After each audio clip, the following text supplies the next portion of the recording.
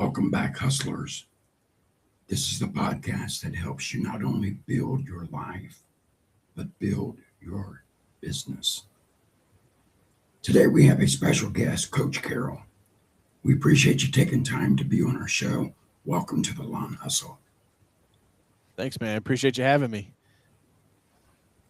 Let's jump right in. What is the biggest mistake that you see small business owners making when it comes to sales and marketing? Oh gosh, it's a loaded question, man. I don't know that there's one mistake that they make. If you're just starting out, oftentimes, um, taking an employee mindset into an entrepreneurial setting means that you'll typically take uh, your your cheap mindset, meaning that oftentimes I see business owners step over $100 bills to pick up $10 bills. They run their business just purely on a what's it cost basis, not what's it get me. Ultimately, at the end of the day, um, I see a lot of small business owners when they start out, they stay small for far too long, either because they play small or they don't truly believe in themselves, right? And that was one of the first lessons I had to learn is that you have to believe in yourself, especially when nobody else does, because the world will give you endless reasons why you shouldn't go out there and make $1 million with your little lawn care business, like my guidance counselor, my chemistry teacher told me my senior year of high school when I started my lawn care business. But you know, you only need to believe in yourself because you're the only one that needs to be right. And oftentimes, what I find in business is that most businesses don't fail. Uh, it's actually the entrepreneur just gives up, right? Very, very seldom do businesses fail because they run out of money or they close up shop. It's the entrepreneur throwing the towel in at the end of the day. And so those are probably, I know that's not just one, but that was a tough question to start off with. Well, at what point should a business owner stop winging it and build a real sales system in their organization? Oh, fuck day one, man. Winging it doesn't help you in business. There's this little old technology you guys may have heard of called artificial intelligence that's come along here recently, that has really allowed small businesses to compete with big businesses. I talk about this in my book, The Hunter Head Game. I call it the access attention AI framework. And so in small businesses, there's really been three technological waves that have hit them. The first one was access, which was the internet. It allowed the free flowing of information. If you wanted to start a lawn care company 40 years ago, you had to go to the library and check out a book about it, or you had to find a mentor to study under, right? Be a mentee.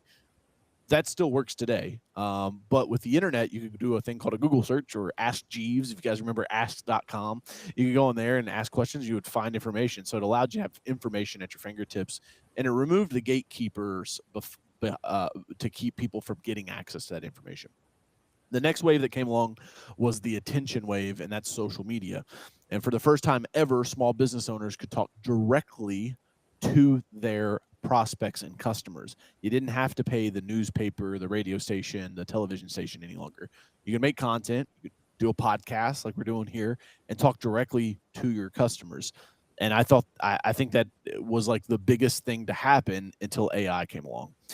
The difference between AI and like software or automation, right? Creating, you're talking about winging it, right? Like the first thing you'll do is you'll go to a conference, you'll listen to a podcast, and some business guy will tell you you need systems, you need SOPs, standard operating procedures, or playbooks. And you're like, cool, man. And then you go back and you like document it, you write it all out, you have a playbook, and you teach the human. It's like, hey, on Friday, we clean out the truck, we clean out the trailer, we fill up all the gas cans, so we're ready to roll on Monday. And then what happens? Human nature. You show up on Monday, the truck's not cleaned out, the trailer's still a mess, the gas cans are empty. And so what happens is, software came along and it said, well, we'll put an app on your phone for all your guys to use, and they'll check off the checklist. And then Friday afternoon, you'll know if they did the SOP, right? And so software came in and kind of like really created efficiency and lift inside of processes that were already in place. But artificial intelligence is creating efficiency and lift behind the labor, right? Like, so this is where we are going to see massive impacts for small businesses.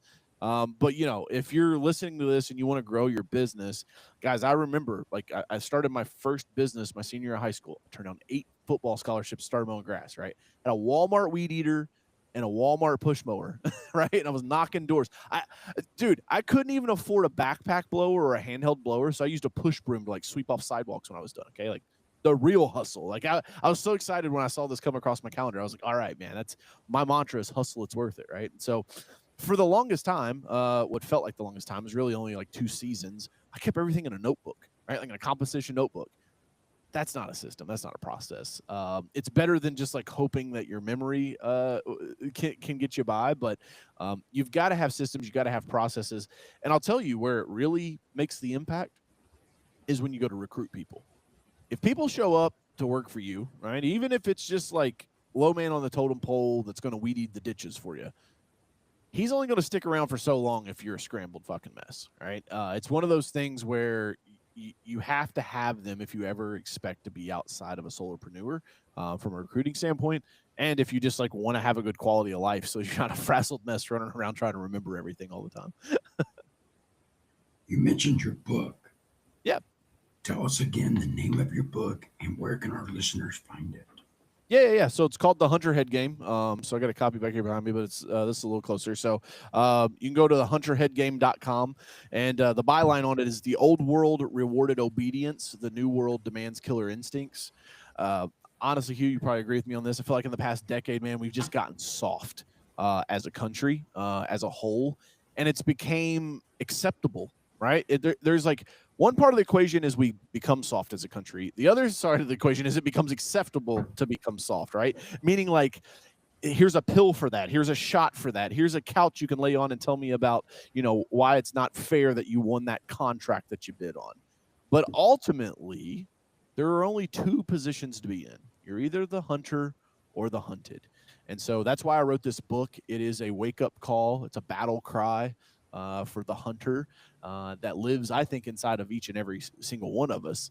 It's just a matter of if we ever want to wake that up and dare to live that life of adventure. That is awesome. I'm going to be ordering that book. Can't wait Appreciate to read it, man. I have one coming out after Christmas. Okay, It's called cool. Rooted for the Long Okay. Haul. How to retain customers in the green industry. Love it, man. So Love it. we Yeah, one of the cool been things we working did on with this book is after you buy it, there's a link on the inside that you get the audiobook for free. And then we also created a custom AI model that's trained on the book. So like after you read it, if you're like, what did Coach say about that Apex framework? You just go and ask it and it pops it right up for you. So it makes the book very interactive. Awesome. What is the most effective way a service-based business can generate consistent leads in today's world? Yeah, man. So I'll give you guys a couple of ways that you can generate consistent leads. The first is like you just got to get more attention around your business. Most small business owners that I know, they think they have a million problems in their business, but really the main one is just getting more attention, meaning that you need more people to know who you are and what you sell, right? You can do this through old school tactics, right? Radio, TV, billboard, all of that stuff still works. It's just wildly expensive. The cheaper version of that is social media, making your presence known locally. I'll give you guys some free hacks. You should be spending 5 to 10 minutes every morning while you're having your coffee instead of doom scrolling. Switch into your business profile and go follow all the businesses that are in your community. And then what you're going to do is like now, when instead of doom scrolling your home feed, you go switch into your business profile in the morning and scroll that feed now that you followed all of the pages in your local community, and then just engage and interact with them, right? Like this is one of the things we actually have an AI platform called Alley. We were going to build this into Alley, but what we figured out during research and development was that the API, which is like the technical term to be able to plug into Meta to do this, they do not let bots do this. And so it's actually one of those like cool little like nooks and crannies inside of social media that you can't really automate with bots. And so getting on there and creating engagement, I call it social media cold calling, right? And so instead of calling the business and saying, hey, I sell lawn and landscaping services, like if your Facebook page says Austin's Lawn and Landscaping, right? And you leave a comment on the local bakery that just said, hey, this week we got blueberry donuts. It's a one-time thing for only this week. And you leave a comment, it's like, man, those things look delicious, right? That's it. That's all you got to do. Now, guess what? Now, all the people that follow that page are going to see that comment, and you're going to get free brand awareness out of it. Took you 20 seconds, if that, right? So you got to get more attention around it. And then the other piece of it, too, is there are probably places that once you get the attention and you start driving the awareness to your business, there's probably holes in the buckets that you already have, okay? And what do I mean by that? There's probably phone calls that you're missing, and there's probably website visitors that you're not converting. Okay. And so that's why I built Alley. Being a blue collar guy's background, right? Like my dad grew up with a friggin' outhouse, right? It's like, you know, I come from very humble beginnings and I've had to work my way up. But, you know, my whole mission now is like to go back and build technology that helps small businesses, especially blue collar businesses, guys in the lawn care industry, which is where I started, leverage the power of this technology so that they can do more with less, right? And so Alley, our AI platform, she'll detect leads through your phone system, so you never miss a phone call again. And then she also lives on your website, and she can identify up to a third of the anonymous website traffic. So Harvard Business says that most websites only convert at about a 2 to 5% ratio. So that means 95 out of every 100 visitors that come to your website, they're gone, man. They don't call you, they don't message you, they don't leave a comment, and they're gone forever. And so Alley allows you to get a subset of those people, about a third of them, so 1 out of every 3.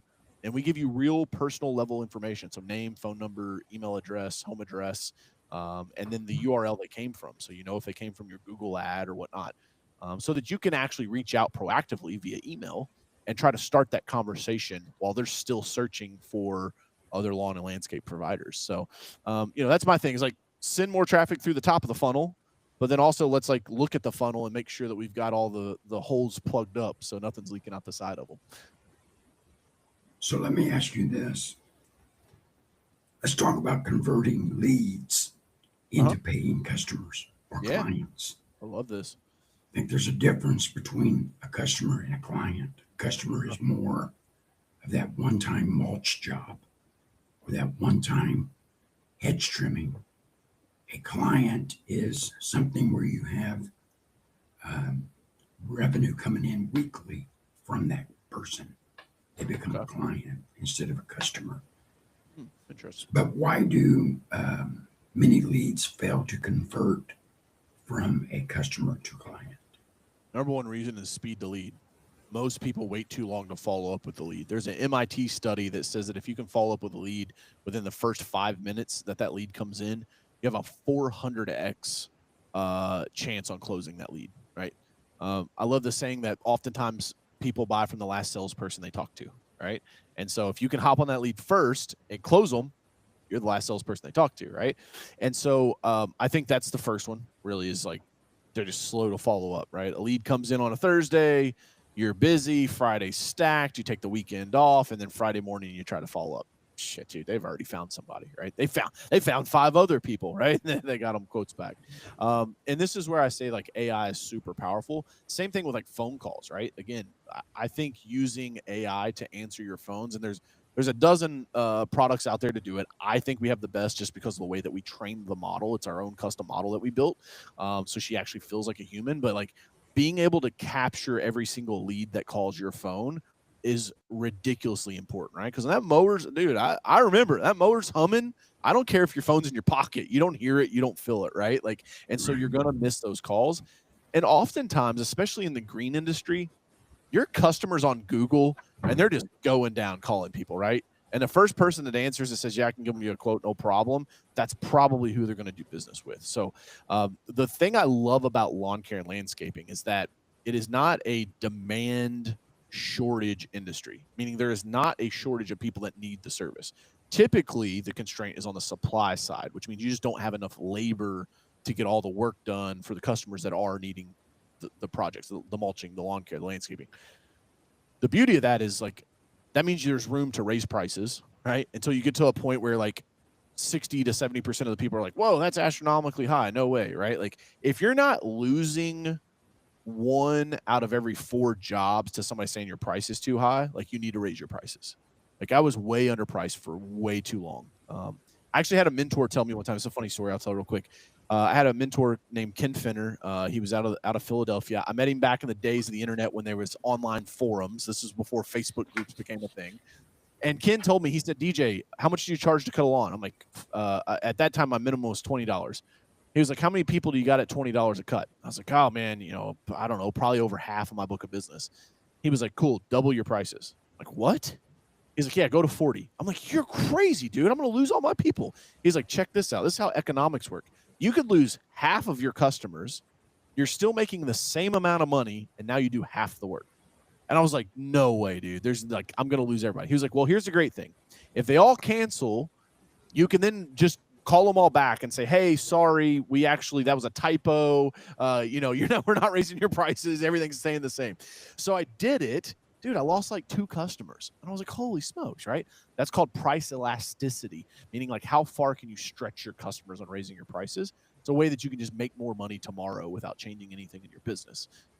Super valuable lesson that I had to learn early on in the years. Now, I know before you guys hop in my DMs and my comments, okay, this was back in 2007 when I was driving the ugliest truck in Kentucky and had a Walmart push mower and a Walmart weed eater, okay? Like, give me a little grace. Like $20, you low baller. Yeah, when you said $20, that got my attention real quick. But that is so good. I think our industry and the service industry in general needs to start charging according to their value and what they're worth. If the first thing that comes out of their mouth is how much is it going to cost, that's probably not my ideal customer, because they're more concerned about the dollar sign than they are the quality and the value that they're going to receive. Yes and no. You have to be careful because there are four profiles to every buyer, right? And so if you have a high driver, right, like if I have I have a guy that cuts our lawn out here at our farm that we live on. He was like, really took a long time to get me to the price. Like I literally had to say like, well, how much is it going to be, man? Right? Like it was one of those things where if you have a very dominant buyer, a high charger, someone that values their time, oftentimes they're just like, hey, what are you doing? When can you do it? What's the price? Like that may be all you need, right? It may be one of those things where, and again, this is where you become better at sales is a great way to grow your business, is just being better at selling people, is identifying and understanding who that is. Now, Miss Margaret that lives down the road that's 72 years old, probably going to have to spend some time, build some rapport, build a relationship with that person, right? But the dude that is 5 minutes late getting home to meet with you to look at everything, pulls up in the Mercedes and shows up in a suit and is like, yeah, man, how much is it? He just values his time. So like, don't be afraid of that guy, right? Because like you don't always, the customer doesn't have to match your pace, but you always have to match the customer's pace in a presentation. And don't be afraid to ask for the sell. I see that happen all the freaking time, man, where people just don't ask for the sell, right? Like they're like, hey, Hugh, it's going to be $45 a week, man. Does that sound good? We can start it next week. Right? That's all you have to do. Does that sound good? Or I like this or that close. Do you want us to get started this week or next week? Right? It's this or that. Would you rather be cut on Monday or Thursday? Those are 2 openings I got right now, right? You can use that, and then now you're not even about to price, right? I say, hey, you, and if you really want to break it down, like you can start annually, like as you're doing your presentation, right? So here's what this would look like. If it's a 30-week season, right, you're going to mow for 30 weeks. That's why I love being on a lawn care podcast, because like I know the business, I was in it, right? So I can give you guys some stuff. So if you know it's going to be a 30-week season and it's going to cost $50, right, to cut the grass, so it's going to be $200 a month for 30 weeks. That's $1,500. Okay. What you can do is see if your buyer will bite on that. Some of you guys are doing weekly pricing, weekly billing, monthly, like maybe you should just ask them to pay for the season if it's a smaller yard, right?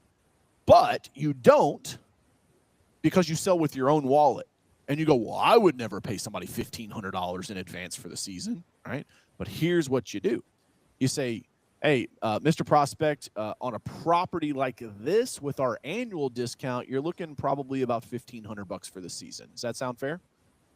They go, oh no, I can't do that. It's like, okay, well, it's $60 a week. Then we can put you on monthly billing if that's better, right? Now you baked in a discount, and now if they have the coin in their pocket, they have the $1,500 to spend. They'll go, shit, that's like $300. Okay, yeah, I'll just pay the $1,500. Now look what you just did. You accelerated your growth rate because you collected all the cash for the season now. So now that $500 in Facebook ads that you needed to run, but you didn't have the money to do, magically you got 3 times that money, right? That you can go get your next 5 or 6 customers.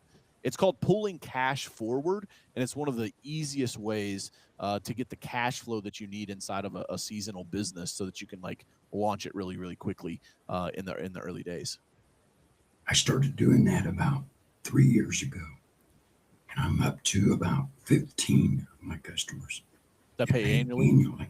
Yeah. And they pay the second week of December. That way it gives me a little cash flow in December, January, and February. Smart, man. If we're not getting a bunch of snow, I still have some cash. Yeah. So, and another thing I wanted to get your opinion on, what about 12-month billing? Where if you charge someone, $1,500, you just divide that by 12 and charge them that every month. What do you think? Yeah, you just have to be. Yeah, you have to be careful. You have to make sure, one, that your contract's airtight with cancellation fees and things like that, right? So you got to make sure your contract's airtight. You also have to make sure that you aren't so tight on your margins that you'll actually run upside down, right? Like on that, because like you're now incurring a lot of cost, especially if you're selling them an annualized package, which means, hey, we're going to do the lawn and landscaping, plus trim the bushes twice a year, plus do your mulch in the spring, et cetera, et cetera. The challenge now is like you could have a month that costs you like $3,800 and you only build them $2,750, right? Like that could put you upside down in a cash flow problem. If I'm gonna do the 12-month billing, I'd rather bill it quarterly, so that I now have 3 months on the front side. I know I got 3 months worth of revenue for that, right? And then like you bill it out quarterly. We've played around with this because I still own a power washing business. Like it's my lab rat. We do some of the biggest apartment complexes all across the Midwest and Southeast, and we've washed stadiums and all kinds of stuff. We still have a residential division, and I tried like the $97 a month, right? Hey, $97 a month. We'll do 2 trips a year. In the spring, we'll do X, Y, and Z. In the fall, we'll do X, Y, and Z. And what I think has happened is because everything has went to subscriptions, the customers are like subscriptioned out. They're like, dude, my plumber charges me a subscription. My HVAC guy charges me. My lawn care is the OG subscription. That's always been monthly, right? It's like, and so like trying to add another one on top of that is a little difficult. It's also the reason why, if you guys don't know this, I'll tell your listenership real quick. If you don't know, you get a higher multiple on your business, meaning what's it worth if you have annualized recurring revenue. And it's the same reason why, like if you go to Verizon, I recently upgraded to the newest iPhone. I'm like, hey man, how much if I just pay cash? And they're like, it's the same price. I'm like, what? It's the same price. It's the same price if I pay you for the next 36 months of payments, or if you just like give me interest-free payments. And the reason is because that revenue is looked at differently. If it's a one-time cash exchange versus if they book it for 36 months as recurring revenue, it's more predictable. So a little side note there. Well, what is the right way to handle the "you're too expensive" objection? Thank you. I hear that a lot, but it's also followed up with, but man, does my property look amazing. So did next Monday work better for you, or is Thursday a better day? Roll through them, man. You guys get so hung up on objections. I'm not talking to you. I'm just talking to the listeners. But it's like you guys get so hung up on objections that you take everything personally, right? It's like that one friend that like when you go out and you have a couple drinks with them, they get a little argumentative. It doesn't mean they're a bad friend or that they hate you. Like, it's just a little argument. It's not nothing personally. It's the same thing with the customers, man. If they tell you that, like, know how to handle it. And that's the difference in being a pro closer and then just being an order taker, right? Order takers are like, here's the price. Do you want it or not? A closer knows how to overcome objections. And if you're really good, you'll go get a testimonial from a customer that talks about how they spent a little more with you than they were anticipating, but man, are they happy because your customer service is over the top. And then what you do is you put that testimonial inside of whatever paperwork you take, right? Like your 3-panel brochure or your sales flyer, whatever, right? And you make that part of the presentation, right? You show that there are customers that have said, man, yeah, they weren't the cheapest bid that we got, but boy, are we happy that we went with them, right? And so the highest level salesmen in the world, they make sure that they take all of the objections that they would possibly get and they bake them into the sales presentation. Another tactic is to get the no's out of the way. Meaning that I will give them artificial no's, right? So like when I used to look at a property, like I clearly could tell where the property line would stop. But then I would be like, so do we mow all the way to their driveway? And they're like, no. That's not where my property is. It's over here, right? It's like I'm letting them say no for other things, so that when I get them to say yes, it's not the first time they've said no, and so it's a lot easier. It's a little psychological trick that you can use on there. It's like, do you guys want us to weed eat only once a month or it's like, no, I want you to weed eat every time. So, okay, cool. No problem. Right. It's like you get those no's out of the way so that then when you ask for the business, they've said no already. And then hopefully it's a yes. Right. And then if it's not, they say, well, it's too expensive. If you don't want to be like passing, say, I hear that oftentimes. Here's my second follow-up. Compared to what? And then just shut up and let them talk. Hey, wow, man, I don't know, this quote, $200 a week, that seems expensive. Oh, compared to what? Oh, just compared to what I was thinking. And what did you compare that to? Because like I know I went to the dinner with the wifey last weekend and it was $200. So like, what are we talking about here? It's like, don't be afraid to be combative. Because here's the other thing: if I'm going to lose the customer, I'm at least going to have fun. I'm going to have a fun story to tell when I'm walking back to the truck, right? You can't be afraid, because if they're not going to be your customer, like they're not going to be your customer. What do you care? Well, let's take a short break and hear a word from my show sponsor, Earth Pro.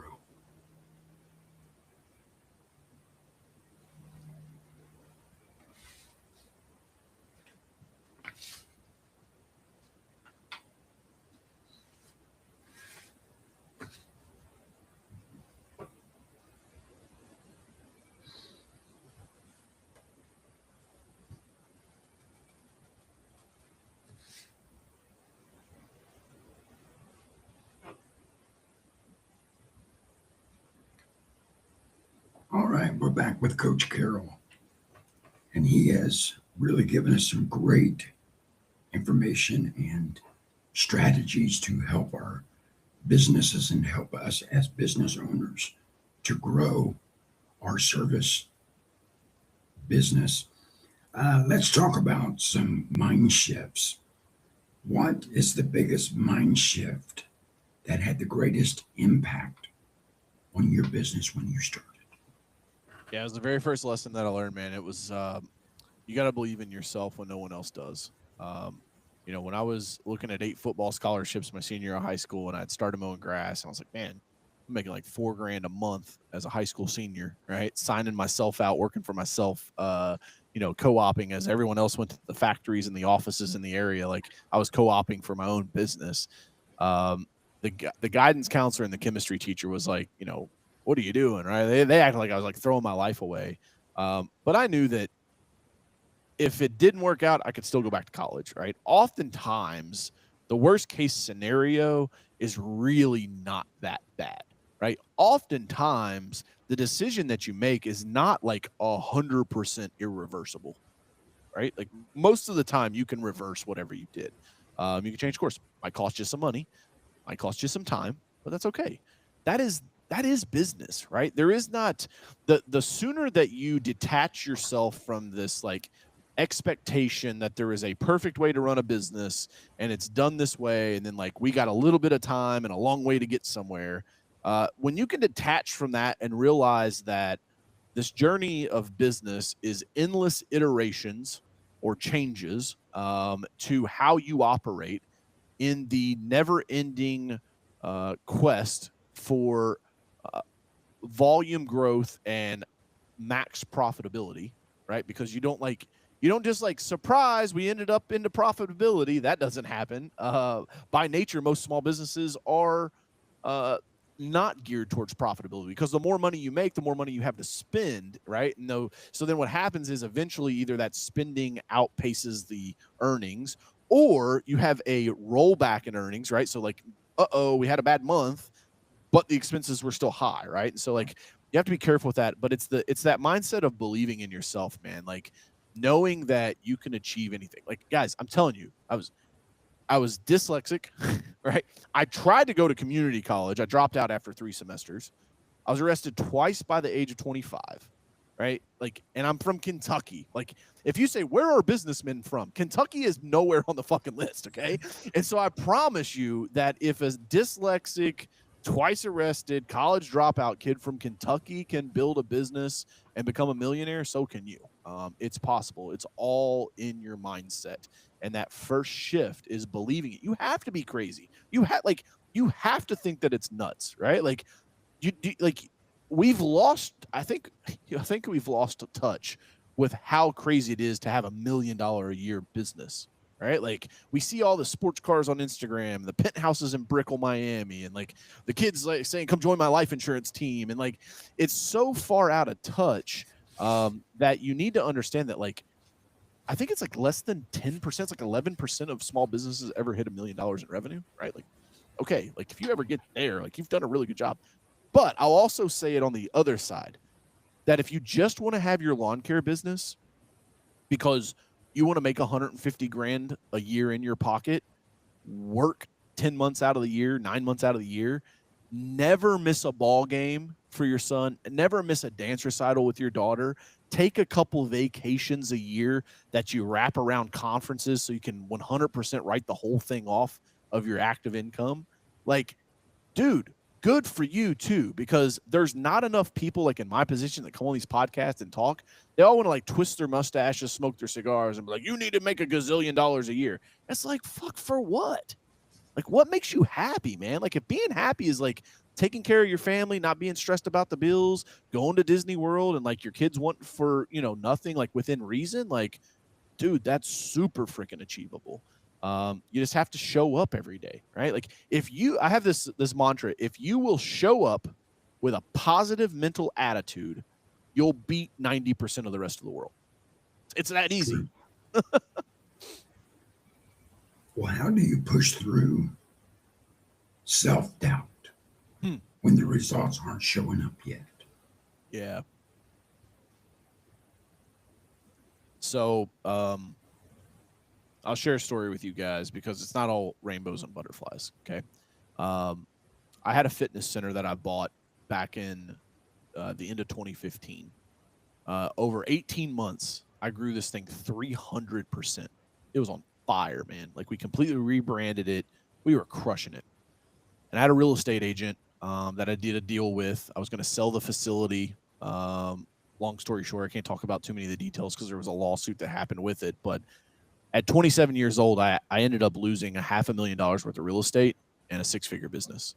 That business is what put my net worth over $1 million. I had a goal that I was going to be a millionaire by age 30. I had it by 26. I lost it by 27. And so for me, that was a very tough time. It challenged me mentally.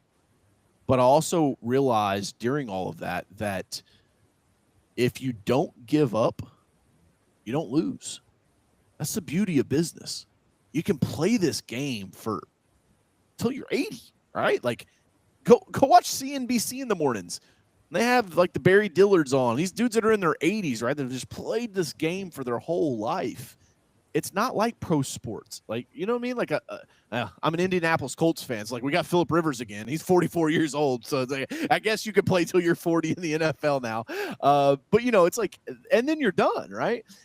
The beauty about business, I think, is that it has such a long time horizon.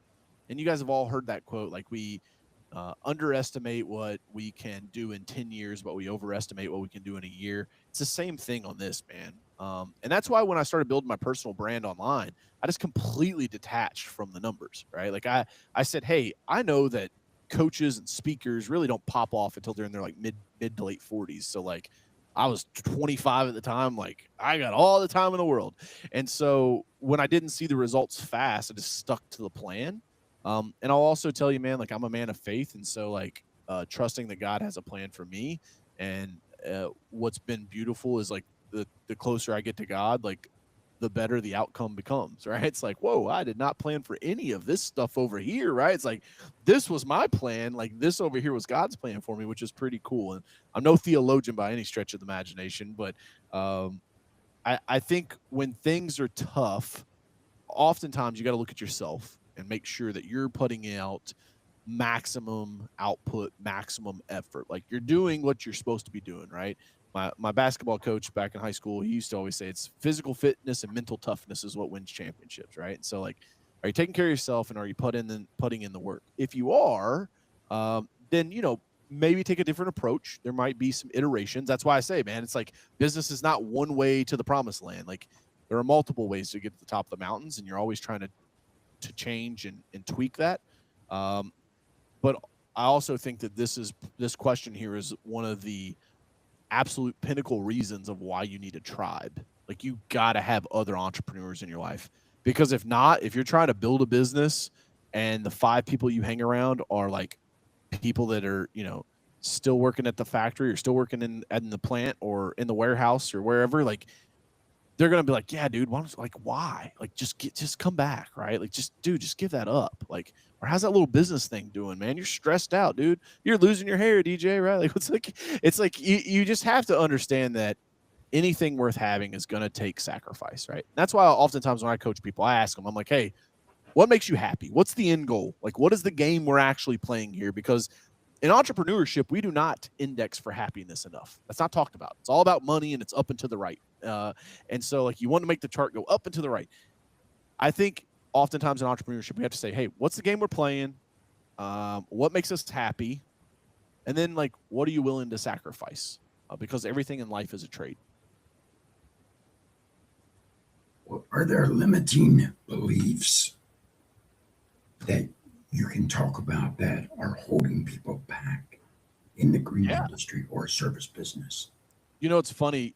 Keith Kalfas is a good buddy of mine, and there's a video we have on YouTube where he's in my like penthouse high rise, and I'm like on there like bragging about a $40,000 a month. And like I look back at that now and I'm like, Jesus, 40 grand, I was broke. What the hell is that? Right. It's like and so like my newest business partner, Dan Martell, he talks about the old high has to be the new low, right? The old high has to be the new minimum. So like I still remember the first time I looked at my bank account and there was $100 grand cash in there. I was like, holy shit, right? Like that was crazy. That's been a goal for years. Well, that had to now become the new low, right? Where it's like, hey, we don't dip below 100. Now we're trying to get to 250. And then you get to 250 and you're like, okay, we don't dip below 250. Now we got to go to 5, right? I think the self-limiting beliefs, we talked about this earlier about selling with your own wallet, right? Is like that is like I see that happen all the time. Penny pinching. I call it, pardon the language, I call it broke bitch mentality. It's where like you just operate like you're broke all the time. And like, guess what? That's a self-fulfilling prophecy. Like you're going to be broke all the time. Like have a little swagger. I used to sell so many apartment complex managers on lawn care when I used to do the sales inside the business, because I would wear a jacket and a button-up shirt and some slacks. Like I would walk in, I'd be like, "There's a property manager here," and they're like, yeah, let me get her for you." They're like, "I don't know, there's like an attorney or something here for you," right? Like the property manager comes out. I'm like, "Hi, I'd like to give you a quote for your 2026 lawn care and landscaping budget." They're like, "Just like that," right? But it's perspective and perception, right, of that customer. And there will all be go ahead. I'll have a DM or a comment like, no, man, I rub a little dirt on my jeans. They know I'm a hard worker. I come in, I'm like, yeah. And you also smell like ass and nobody wants to give you time of the day. So it's like, take a shower, put a collared shirt on, and like go handle yourself like a true professional. Because if you do that, then you get to charge professional prices, right? It's you have different conversations. Back to like what you're saying, customers versus clients. I look at everyone as clients. I don't have customers because the level of service that I deliver, I only have clients, right?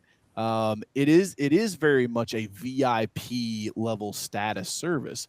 But what happens is in small businesses, oftentimes because the rent's due and the phone bill needs to be paid, is like you just take anybody and everybody into your business, and that's okay. I'm not hating on that.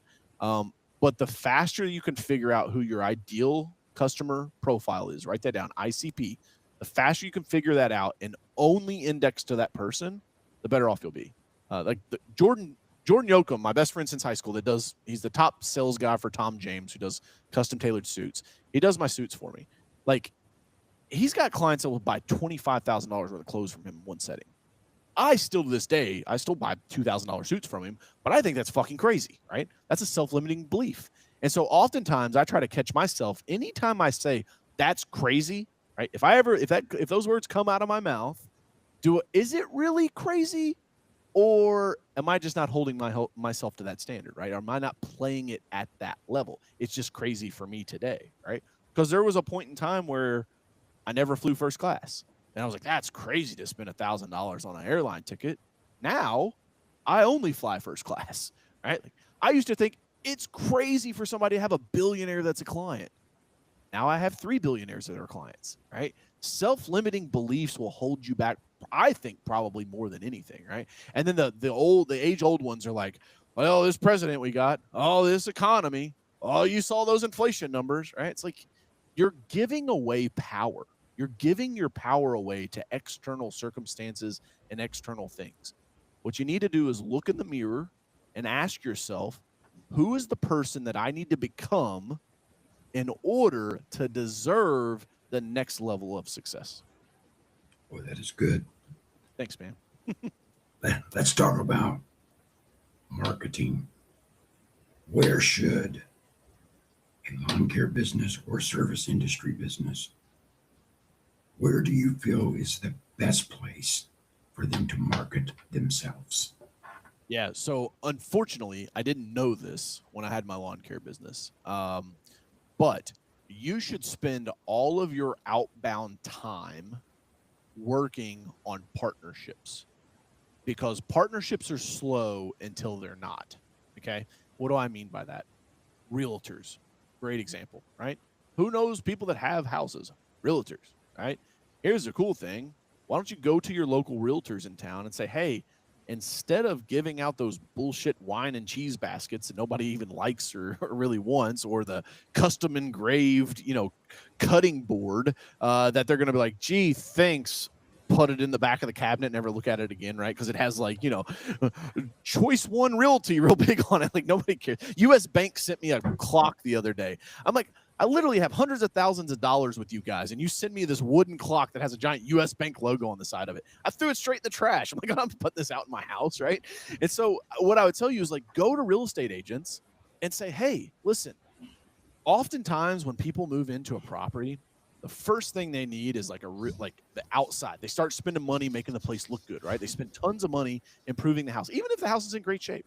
So what I want to offer to you, because I'd love for you to be a partner with me in my business, is that I will give you a drastic discount on our services that you can give as a thank you to your clients when they go to close. So instead of giving them that cheese and wine basket or that cutting board, you say, hey, by the way, don't worry, your landscaping services for the next 6 months, I'm taking care of that, because DJ and his crew are like the top notch in town, and they're the best ones to be trusted with your property. I've got you taken care of. And so now you hook the realtor up, you do it at a discount, or maybe even, you don't make much money at all on the deal. And so now, guess what? You're in front of that customer for 6 months. Now you got an opportunity to build rapport with them, build a relationship, so that then they convert to a paying customer.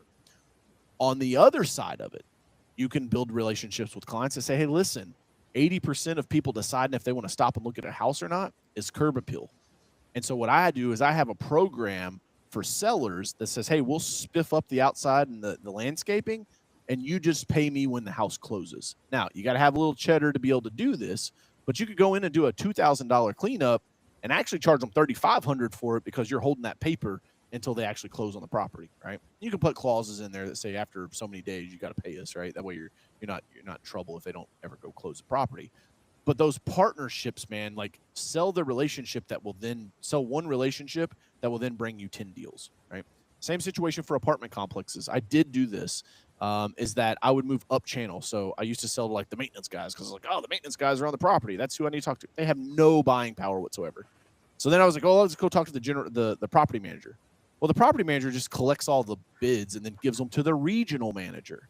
So then what did I do? I started holding quarterly lunches, invite only, at a really nice high-end restaurant. No sales pitch, no nothing. I was just there to be in the room, right? And I would invite the regional managers to come to that because I knew that's the decision makers. One regional manager hooked me up with over 6 figures worth of lawn and landscape contracts for like 5 of their properties. Right. And so, like, again, that's where, to me, if you're going to do that, if you're going to spend time, effort, money, spend it there. If you're trying to get residential customers, Facebook is still, bar none, the best place to advertise. If you can even spend $500 a month, $1,000 a month, which, again, people go, well, that's a lot of money. That's my mortgage. It's like, yeah, but what's it going to get you? Right? Like, what's that investment going to get you? And if it gets you one customer at $5,000, like, that's a 5x return. Like, you're going to tell me if I had a casino game we could go play, that if you put $1,000 in, it'd pay you 5,000 back, like, you wouldn't want to play that game, right? And so that kind of goes back into those self-limiting beliefs as well. Let's do a rapid fire here. All right. Best marketing channel right now. Your current email list. One sales habit every business owner should develop. Follow-up Friday. Call every open estimate that you have in your book and call them every single Friday until they either buy or they tell you to kick rocks. Book or mentor that changed how you view sales. Sales. That would be my first coach, Chuck Bauer, who's retired now. But book would be the Ultimate Jim Rohn Library on Audible. You can buy it for one Audible credit, and it's like a $90 audio pack, but it's like a little hack in the system. It's like 80 hours of Jim Rohn. Probably won't teach you to sell better, but he'll improve you as a person, and so you'll sell better as a consequence to that. One tool that you couldn't live without. HireAllie.com. We installed Allie onto our phone systems in March of this year. We haven't missed a phone call all year. And a third of all phone calls, we have realized now, after analyzing the data, a third of all phone calls that come into our system are spam or bot. So it's massive time wasters. All of that's eliminated. One piece of advice you would give some struggling to close deals.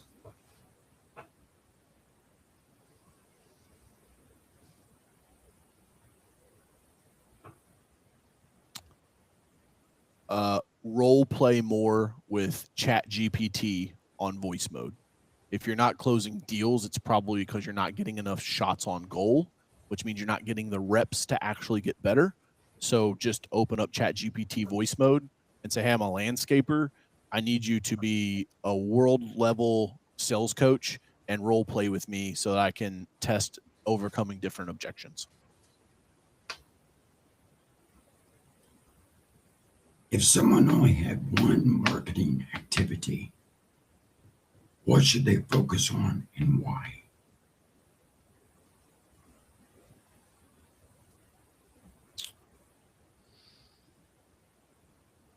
If you're brand new in business, I'd say cold calling, because you can go hunt for whales. If you're an established business, it's emailing your current customers, because they'll someone that's already a customer with you will spend way more money with you than a cold prospect. But if you're brand new to the business, I literally, still to this day, the 3 biggest projects we've ever done, all of them over 6 figures, all came from cold calling. One more. How do you track whether your marketing activity is actually working? With a scorecard. Operate based on a scorecard, and then UTM parameters. If you want to get super nerdy with it, you can track each link channel directly with UTM parameters. But you also have to know the strategy, right? It's like some stuff is just top of mind awareness. Like if I donate to the school and do a coat drive, I don't expect people to call me and like get a quote because of that. They just like, it's good nature, goodwill in the local community. But then I can run a hard call to action ad, right? Like mulch is half off in March, right? Like we used to call it March mulch mania, right? It's half off mulch prices. It's like, I like Alex Hermosi saying, he said, fraternities never struggle to find a reason to have a party, right? It's like Toga Tuesday, just because, right? It's like find promotions. A lot of you guys just have boring fucking marketing, or you put out content that's boring, and so people scroll right past it. There's no theme around it. It's not fun. And don't be afraid to look bigger than you actually are, man. Like I used to, like the highest compliment I used to get is like, "Is this a franchise?" And I was like, "Hell yeah." That meant my truck looked good, my uniform was clean, and all my what I call sales propaganda, right? My sales sheets, my estimates, my forms, everything, all of that looked so good that they thought I was a franchise. And that's like the highest compliment you can get if you're not actually a franchise. I hired a guy a couple years ago. I show up at his house to pick him up. It was on the way to the shop. He come out with some black silky shorts on with big smiley faces all over him. He got in the truck. I said, "What are you doing?" He said, "I'm going to work." I said, "Not dressed like that. You're not. You need to get in the house, put some pants on." I said, "I've worked too hard to build my brand for you to destroy it in one day. So you're not going to show up with them black silky shorts on. You can put on some nice khaki pants, nice pair of jeans, your uniform shirt, your uniform hat. Because when you're working, you're representing me. Yep. And I've worked too hard in this business." Yeah, it's called having standards as well, man. Like you want to take your business to the next level, just raise your standards and hold everybody accountable to them. That'll do worlds of magic. Yeah. Well, tell us, where can we follow you? Where can we? Yeah, I mean, online. Hashtag Coach Carroll, or go to coachcarroll.com. Everything's linked there. CARROLL, 2 R's, 2 L's. If you just Google Coach Carroll, Pete Carroll, I thought was retired, the Seahawks ex-coach, but he fucking came back again. So now he's like still on my LinkedIn traffic. Eventually that guy will be done. And then like, I'll just say, just go Google Coach Carroll and I'll be fine. But the biggest thing, man, just go pick up the book, The Hunter Head Game. There is so much stuff in here. If you hired me and paid me 10 grand to come do consulting work, everything that I teach you is inside of this book for $40.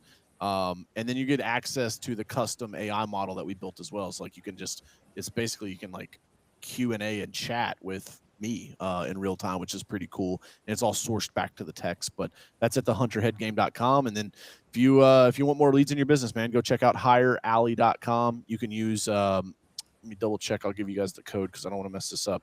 I believe it was, hold please. It was CC50, and you'll get 50% off your first month. So I'll give you guys a cool little promo code for that. But yeah, man, I can't say how much I appreciate you bringing me on and let me pour in my audience. Guys, if you're listening to this and you haven't subscribed to the podcast, downloaded his podcast, gave him a review, go do it. It'll help him get in front of more people so he can help more people in the lawn care industry. And as I always say, my mantra, man, hustle, it's worth it, because you'll hustle for a reason for a season, and then it'll all be worth it. I appreciate that.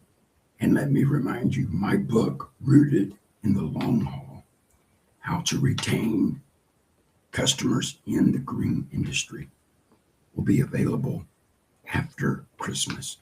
So you can check that out.